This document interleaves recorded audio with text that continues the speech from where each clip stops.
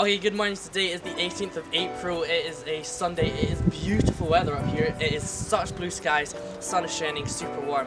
So today I'm going to be going over kind of like top 6 things that you should probably get when you're buying a bike, and what kind of accessories and stuff you should get to go along with buying your new bike.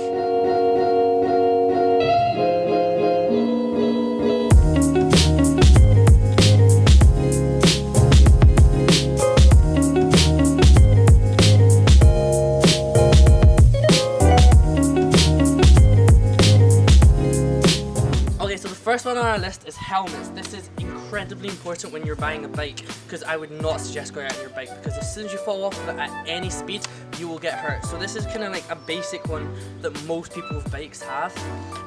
It is just like, you can buy them at Halfords or any shop, and they're about £10 or £15. The more you spend on a helmet, the more protection it will give you.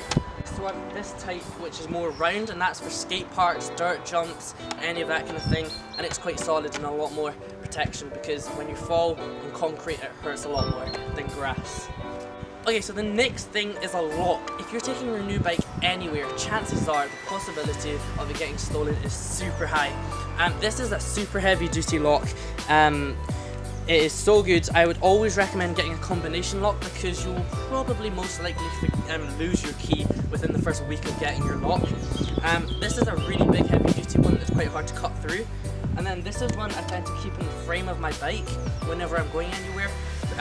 Again, it's combination, it's made by Giant, and those locks you can spend between £10 and £1,000 for a lock. It depends which type you want to get. I'd say kind of 10% of what you pay for your bike you should pay on a lock. The more you pay for a lock, the more secure it will be. Like, this is just a tiny wee wire one. Don't know if that's focused or not, but I mean, probably like a decent pair of bolt cutters will cut through this. I've done a test before with pliers that it doesn't really work that well. But for pliers and stuff, it will not cut through. Yeah. Okay, the next thing, if you've got your new bike and you're out on trails and you come across and you get a thorn in your tire or a bit of glass, or even a snake bite puncture, which is the worst. You're out having fun on your bike and you have to walk it home. The best thing to get is, well, probably a spare tube, and those are super cheap. You can pick them up for £2 or £3. Easiest thing to replace. But if you're out and about, this is a good thing. It's a repair kit. It's from Poundland, this one, and it comes with, I mean, I wouldn't suggest getting one from Poundland, but tire lever is super important when you're buying for replacing tires or inner tubes or replacing it.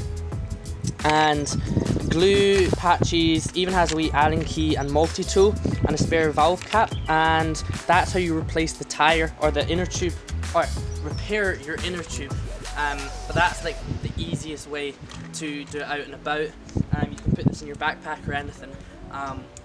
But when you've got a puncture out and about, it is the worst. I've been like 10 or 15 miles away from my house and I got a puncture and I had to walk the entire way back.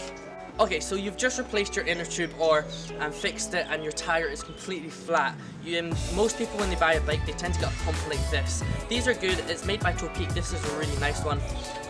But these kind of pumps are good for bits and bobs, but if you're going to be doing a lot of work on your bike, or even if you've got a lot of bikes and stuff that you want to maintain, I would highly suggest getting a floor pump.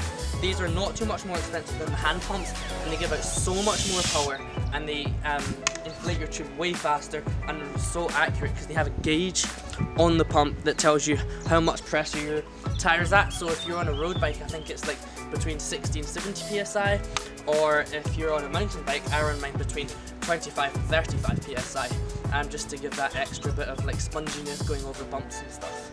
Okay, also you should definitely look at picking up some bike lube or some bike oil, because your chain will get rusty over time if you wash it and don't keep it well maintained. You want it to make sure it's able to run smoothly, and so it doesn't rust up, and you want it to make like barely any noise when you're cycling along. So it comes in this, like you can get a small bottle like this, it's quite good, and you just put it along your chain like that, or you can get some of this GT85. I think it's Muck Off that make this one. It's a really good one. You just spray it on, but you have to be super careful not to hit the brake discs. Otherwise, as soon as there's oil in the brake disc, your brakes will not work. I have done this before with some WD-40, and I went out mountain biking that day and I had no back brakes whatsoever. Okay, and finally, probably one of the most important things you should buy when you buy a bike, or when you have a bike, is a multi-tool. This is a super nice compact one. They are really cheap. You can get this one for like £10, but you can get other ones made by Toe Peak or made by Crank Brothers or stuff like, or companies like that, which have chain breakers. This just has your Allen keys, some sockets on it, and some screwdrivers. But it folds out, and it's pretty much does most jobs that I need to do on my bike when I'm out and about. I do have a large set of T-handled Allen keys for in my garage when I'm replacing derailleurs or pedals or swapping stuff about the cockpit. But yeah, I would seriously suggest get a multi-tool because you will beyond belief need to make repairs on your bike. But yeah. Okay, that is the 6 kind of essential things to buy when you are getting a bike. I really hope you enjoyed the video, hope you've got some help from it so you know what to get when you're buying a bike. And yeah, if you want to know when my videos are coming out, I have them on my Instagram and sometimes my Facebook. My Instagram is Jack_Primrose, no capitals. I'll put the down there. And yeah, so that's pretty much everything in this video. Please do like and subscribe because it means an awful lot to me. I'll see you in the next one. Bye.